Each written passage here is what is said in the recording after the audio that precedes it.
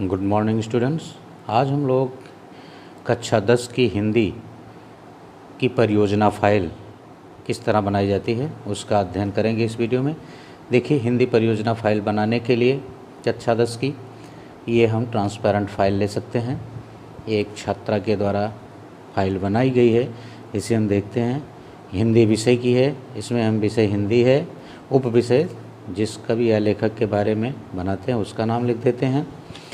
और उसके बाद फिर अगला पेज हो जाता है आभारोक्ति का।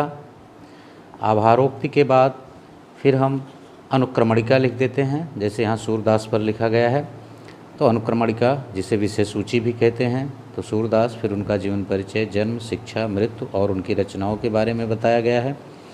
फिर यहाँ देखिए सूरदास, फिर इस पेज पर उनका चित्र लगा देते हैं सूरदास जी का। यहाँ सूरदास जी के बारे में हल्का सा कि वो किसके भक्त थे, किस काल के कवि थे, ये सारी बातें लिख देते हैं। फिर उनके जीवन परिचय के बारे में यहाँ प्रकाश डाल देते हैं थोड़ा सा अनुक्रमणिका के ही क्रम में। फिर यहाँ उनके जन्म के बारे में लिख देते हैं कि उनका जन्म कब और कहाँ हुआ था। फिर उनकी शिक्षा, जैसे कि सूरदास जी के बारे में लिखित शिक्षा के बारे में तो कुछ स्पष्ट नहीं है कि वो कितना और कहाँ पढ़े थे, लेकिन उनके ज्ञान और को देखते हुए ये कहा जा सकता है कि उनकी शिक्षा कुछ न कुछ ज़रूर हुई थी। शिक्षा के बाद हम उनकी मृत्यु के बारे में लिख देते हैं कि उनकी मृत्यु कब और कहाँ हुई थी। और उसके बाद उनकी जो 3 प्रमुख रचनाएं हैं, जैसे सूरसागर है, सूरसारावली है और साहित्य लहरी है, ये यहाँ हम उनकी रचनाओं का वर्णन कर देते हैं।